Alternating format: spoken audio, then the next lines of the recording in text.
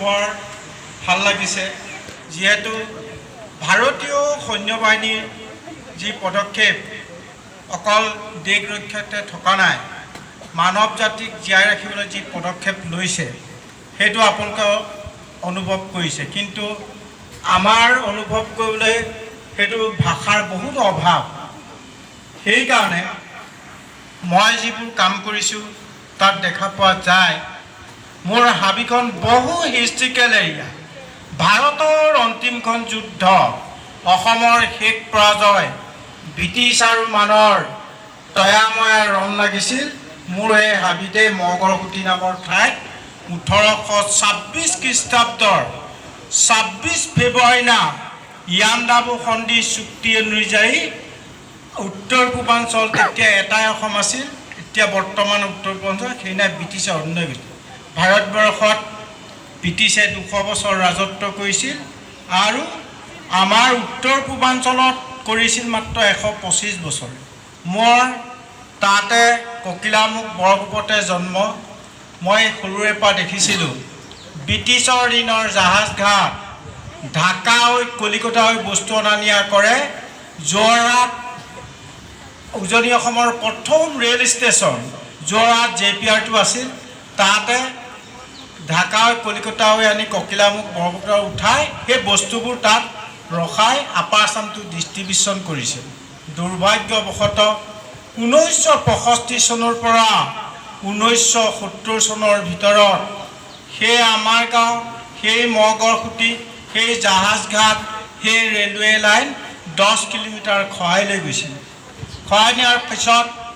আমাৰ ঘৰটো গ'ল মাজুলী ফুলনিত মই গ'লোঁ যোৰহাট জজকোটৰ পেচকাৰ অনিল বৰঠাকুৰৰ ঘৰত থাকি দিছকাক বামুণগাঁও 90 নং বালিগাঁও প্ৰাথমিক বিদ্যালয়ত তৃতীয়মান শ্ৰেণীৰ পৰা পঢ়িছিলোঁ য'ত পঢ়িছিলোঁ তাত কৃষি বিজ্ঞানী হ'লেও তেওঁ ডক্টৰ যদুদেৱ বেজবৰুৱাই আমাক তৃতীয় শ্ৰেণীৰ পৰা শিকাইছিল গছ পুলি ৰুলেই নহ'ব গছ পুলি ৰুই প্ৰতিপালন কৰি ডাঙৰ দীঘল কৰা গছৰ গুণাগুণ গছৰ নাম জানিব লাগিব সেইটো হাতে কামে কৰি মোক দেখুৱাইছিল আৰু তেতিয়া সেই সময়ত সেই গাঁৱত মোক পাণ পুলি ৰুবলৈ দিয়ে এপ্ৰিল মাহত পাণ এজোপা ৰোৱাৰ বিনিময়ত 25 পইচা দিয়ে 25 পইচাত সেই সময়ত 1.5 কেজিমান বেদাম গুটি পাওঁ বেদামৰ লোভতে গাঁৱত মই এপ্ৰিল মাহত পাণ পুলি ৰুই দিওঁ আৰু ৰোৱাৰ কাৰণে মোক তাত তেওঁলোকে সেই এপ্ৰিল মাহত যোজা কৰি দিয়ে আৰু সেইদৰে এদিন স্কুললৈ আহোঁতে সেই বিজ্ঞানীজনে মোক বাটত মাতি আনি ক'লে চাওঁ তোৰ হাতটো চাওঁ তেতিয়া মোক কৈছিল তই এইটো কামকে কৰিবি এদিন পৃথিৱীৰ আদৰ্শৱান হ'বি এইবোৰ কৰোঁতে চাবি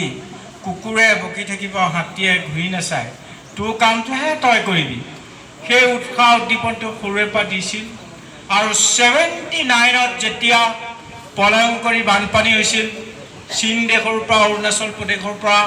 বহু জাবৰ জোঁথৰ আহি এই 10 কিলোমিটাৰ খহাই নিয়া ঠাই দমদমীয়া বালিৰে পৰিণত হৈছিল আৰু সেই বালিটোত বহু জাবৰ জোঁথৰ আহি লাগি ধৰিছিল লাগি দিয়াৰ কাৰণে আগত জেঠ মাহত 12 খৰ মাৰে সেই বছৰ 23 খৰ মাৰিছিল যাৰ বালি উত্তাপত সেই সাপবোৰৰ মৃত্যু হৈছিল এদিন মই তাত গৈ জুন মাহত গৈ দেখিলোঁ যে তাত শতাধিক সাপ মৰি আছে গৰমৰ উত্তাপত তেতিয়া মোৰ দুখ বেদনা বহুত লাগি গ'ল মোৰ তেতিয়া 13-14 বছৰ বয়স আছিল আৰু মোৰ বেদনা লাগি গ'ল এদিনটো আমিও এনেকৈ মৰিব লাগিব সেইকাৰণে সাপ নমৰিবৰ কাৰণে কি ব্যৱস্থা কৰা হ'ব কাষতে 5 কিলোমিটাৰ আঁতৰত দেউৰী আইতা ককাহঁত আছে তেওঁলোকক সুধিলোঁ এই যে সাপবোৰ মৰিল সাপ নমৰা কিবা ব্যৱস্থা আছেনে তেতিয়া আইতা ককাহঁতে কৈছিল বিশ্বৰ এটাতকৈ ওখ গাঁৱটো ৰুবলৈ কৈছে মই তেতিয়া বুজি পোৱা নাই তেতিয়া মোক বুজাইছিল বিশ্বৰ এটাতকৈ ওখ গাঁৱটো হ'ল বাঁহ ৰুলে ছাঁ হ'ব ছাঁ হ'লে সাপ নমৰিব আৰু তই গছপুলি গৈ থাক তেওঁলোকে 50টা বাঁহৰ মূৰা 25টা বাঁহ দিছিল সাপ মৰা ঠাইতে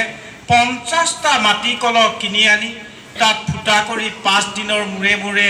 পানী দি বাঁহ লহপহকৈ উঠিছিল তাত যিবোৰ গুটি আছিল সেইবোৰ গজালি হ'ল গছ পুলি ৰুওঁতে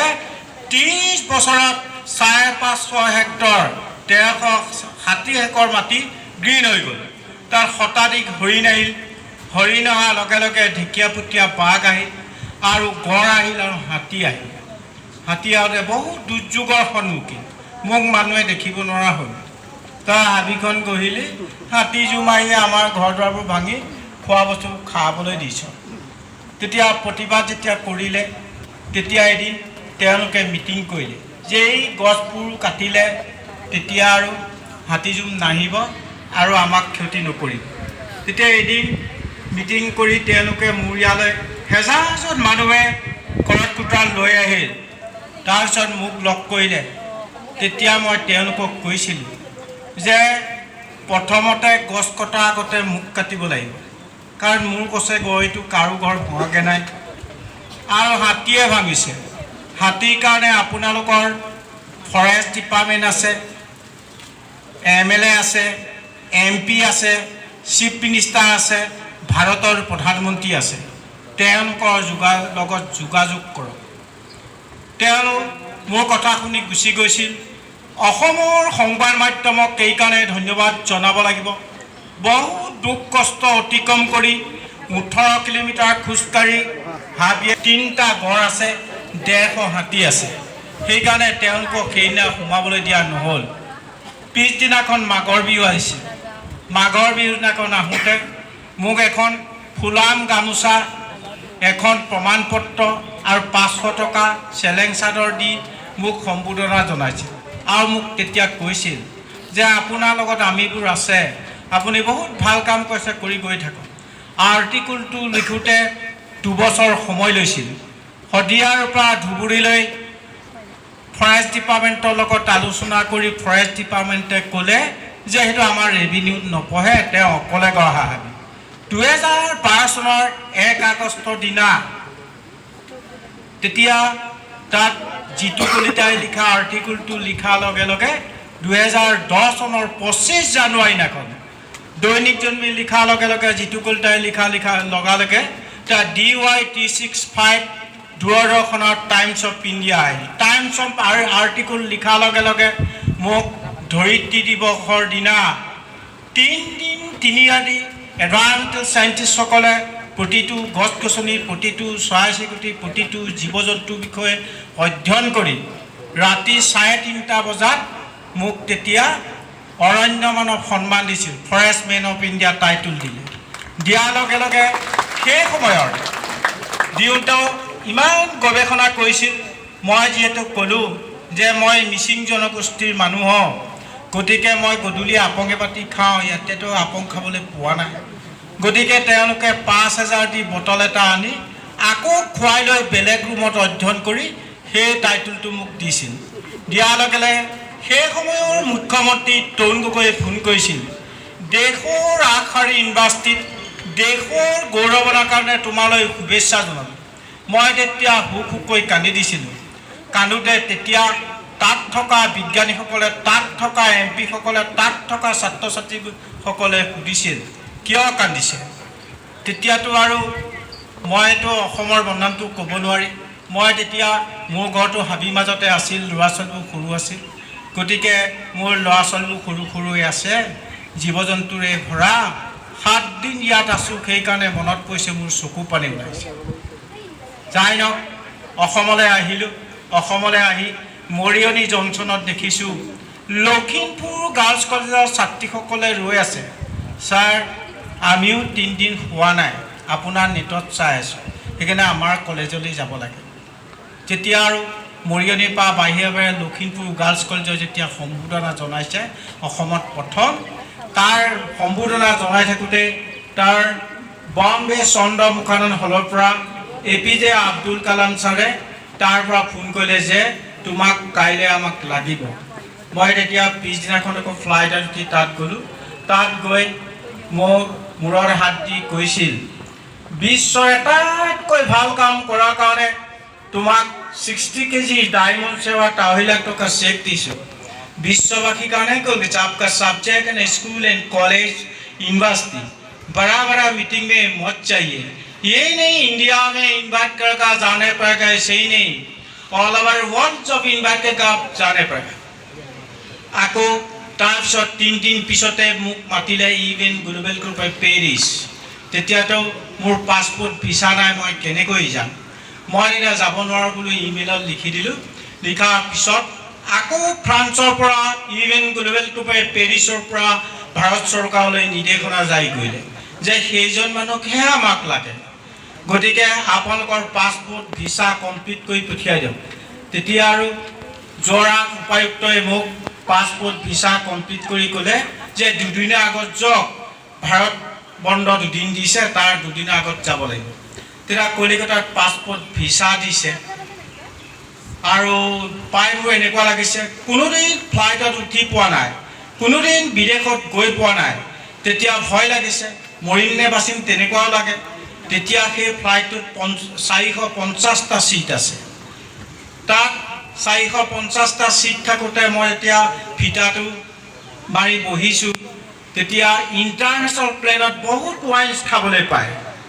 কলিকতাৰ পৰা আৰৱৰ দহালৈ 3 বটল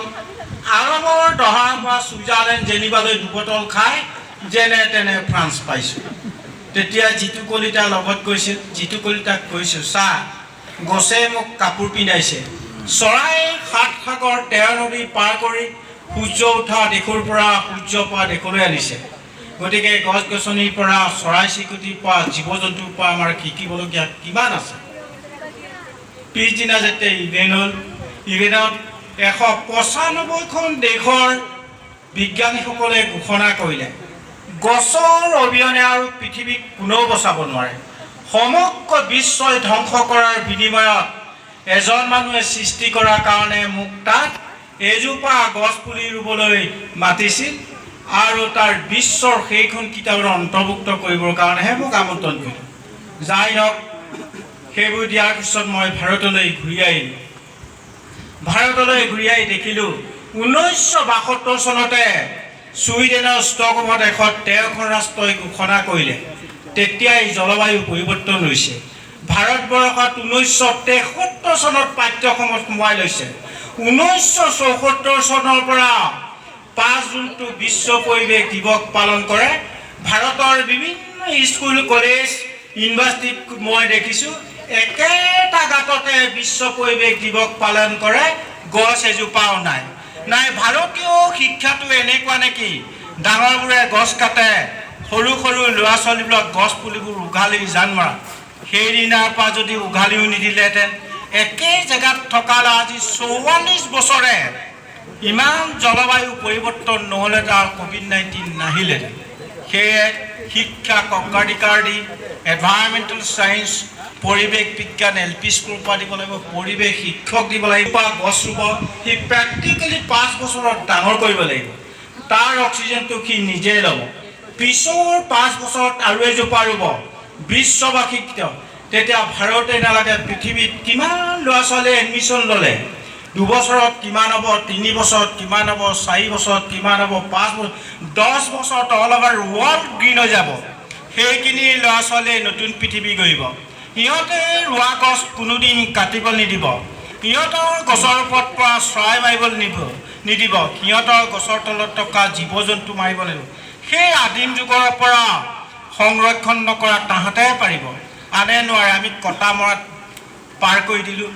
আমি বুজিয়েই নাপালোঁ কাৰণ শিক্ষা পৃথিৱীৰ শিক্ষা নীতিটো ঘৰৰ পৰাই ভুল আছে যেতিয়া আপোনালোক চাব ঘৰত দুজনৰ ককাই ভাই আছে ককাই ভাই যেতিয়া বিয়া পাতিলে বেলেগ হৈ গ'ল তেতিয়া কি কৰিছে ককাকে ৰোৱাটো কাটিছে বাপেকে ৰোৱাটো কাটিছে নিজে গজাটো গৈছে বিল্ডিং বনাইছে তেতিয়া সেইটো হৈছে কিন্তু কথাটো চিন্তা নকৰিল যে সেই সময়ত যে আগলৈ পৃথিৱীখন বাঢ়ি নাযায় মাটি বাঢ়ি নাযায় মানুহে বাঢ়িব গতিকে ককাইদেউ তই ওপৰ মহলত থাক মই তল মহলত ভেটি প্লেনটোৱে দুমহল কৰি বনাব লাগিছিলে তেতিয়া ইমান সমস্যাৰ সৃষ্টি নহ'লহেঁতেন আকৌ LP স্কুলত নাম লগালে দেখিব যে চৰকাৰে বিল্ডিং গান দিলে LP স্কুলৰ ল'ৰা ছোৱালীবোৰ চাই আছে শিক্ষকে কি কৰিছে গছবোৰ কাটিহে বিল্ডিং বনাইছে গোটেই ইউনিভাৰ্চিটিলৈকে অকল গছ কটাটোকে শিক্ষা দিছে কিন্তু গছ ৰুই প্ৰতিপালন কৰি ডাঙৰ দীঘল কৰা গছৰ গুণাগুণ গছৰ নাম জনা এজনো নাই কাৰণ মই মোৰ হাবিটোৰ পৰা এনেকুৱা অভিজ্ঞতা লাভ কৰিছোঁ ইয়াত অকল ভাৰতীয় যে বা বুটানিকেল বিভাগৰ প্ৰফেচাৰসকল আহে সেইটো কথা নহয় পৃথিৱীত চব আহে এটাবোৰ আহি যেতিয়া দেখিছোঁ বিশ্বৰ বিভিন্ন প্ৰান্তৰ পৰা তেওঁলোকে থিয়ৰিকেল গছৰ নাম জানে কিন্তু গছটো চিনি নাপায় নহয় আমাৰ ল'ৰা ছোৱালীক ইমান ভুলকৈ শিক্ষা দিয়া হৈছে সেইকাৰণে মই এতিয়া অনুৰোধ কৰিছোঁ যে এইবোৰ প্ৰকৃতিক ভাল পাবলৈ আমাৰ শিক্ষাৰ মানদণ্ডটো উন্নত কৰিব লাগে কাৰণ পৃথিৱীত ভাৰতবৰ্ষৰ প্ৰতিটো ৰাজ্যৰ পৰিৱেশ এনভাইৰনমেণ্টেল ছায়েন্সৰ ইউনিভাৰ্চিটিত আছে কিন্তু অৰুণাচল আৰু অসমত নাই ৰাজ্যিক বিশ্ববিদ্যালয়ত নাই বিষয়টো আছে কিন্তু আমাৰ ইয়াৰ পৰা যিখিনি ছাত্ৰ ছাত্ৰীয়ে যায় বাকীবোৰ ৰাজ্যত পঢ়িবলৈ তাহাঁতে তাত সেই বিষয়টো পঢ়ি পেলাই যে অসম আৰু অৰুণাচল প্ৰদেশত চাকৰি নাপায় বহিৰাজ্যতে পায় কিয় নাই সেইটো আপোনালোকৰ এই অঞ্চলত বিহালীৰ অঞ্চলত থাকিও কেন্দ্ৰীয় বিশ্ববিদ্যালয় আছে তেজপুৰ ইউনিভাৰ্চিটি আৰু বাকীবোৰ ৰাজ্যিক বিশ্ববিদ্যালয় নাই যদিও অৰুণাচলৰ ৰাজীৱ গান্ধী ইউনিভাৰ্চিটিত আছে সেই বিষয়বিলাক আমাৰ ইয়াত দিব লাগে বুলি আমি সকলোৱে অনুৰোধ কৰিব লাগিব চৰকাৰক সেইটো নথকাৰ কাৰণে আমাৰ ল'ৰা ছোৱালীয়ে কি বুজি পাব গছৰ বিষয়ে কাৰণ বিষয়বস্তুটোৱেই নাই সেইকাৰণে আমাৰ দুৰ্যোগৰ সন্মুখীন তেনেকুৱা আছে যে ত্ৰিপুৰা ইউনিভাৰ্চিটিত অসমৰ ল'ৰা ছোৱালী পঢ়িবলৈ গৈছে মই তেতিয়া তাহাঁতক ক'লোঁ তহঁতে ইয়াত পঢ়িবলৈ আহিছ ইয়াত পঢ়ি পেলাই চাকৰি ক'ত পাবি কাৰণ এইটো বিষয় অসমত নাই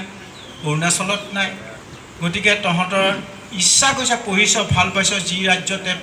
এপইণ্টমেণ্ট দিব সেই ৰাজ্যতে কৰিব লাগিব সেইকাৰণে আমাৰ কিছুমান শিক্ষাৰ বিভাগত ভুল নীতিৰ কাৰণে আমাৰ এই উত্তৰ পূৰ্বাঞ্চলত বায়'ডাইভাৰ্চিটি আছে বায়'ডাইভাৰ্চিটি ক'ত আছে উত্তৰ পূৰ্বাঞ্চলত এখন ৰাজ্যতে আছে সেইটো অসম আমাৰ যোৰহাটত শান্তি আশ্ৰমত বিশ্ব সন্মিলন পাতিছে বিশ্বৰ বিভিন্ন প্ৰান্তৰ ফকীবাৰী কৈছে আসাম में पेशाब करने के भी जमीन नहीं है मैं তেতিয়া বালি এটুকা নিয়ে পেচাব কৰাইছোঁ সব আয়ুৰ্বেদিক ঔষধৰে ভৰা য'ত আয়ুৰ্বেদিক ঔষধ থাকিব তাতে চৰাই চিৰিকটি আৰু জীৱ জন্তু থাকিব পাৰে অন্যতাই থাকিব নোৱাৰে ইমান ধুনীয়া অসমখন আমি সংৰক্ষণ কৰিব নজনাটো কম দুৰ্ভাগ্যজনক বিষয় নে আপোনালোকে নিজে উপলব্ধি কৰক ইমান ধুনীয়া অসম সূৰ্য উঠা দেশৰ পৰা সূৰ্য পৰা দেশলৈ গৈ ক'তো দেখিবলৈ পোৱা নাযায় সেইকাৰণে কোভিডত যিখিনি মানুহক শিকালে কোভিডত মোক কুইন এলিজাবেথে এৱাৰ্ড এতিয়া দিয়াৰ লগে লগে মোক গবা মাৰি চুমা খালে মোৰ আৰু এটি ঠাণ্ডাৰ পৰা গৰমলৈ আহিলে জানো পানী লগা জ্বৰ নহয় এপ্ৰিল মাহ মোৰ পানী লগা জ্বৰ হৈ বিল লৈছে ঘৰত নোসোমাবি গাত মোৰ উপায় নাই টোপোলা টাপলি বান্ধি হাবিলৈ গ'লোঁ হাবিত গৈ দেখিলোঁ 3টা গড় আছে 150 হাতী আছে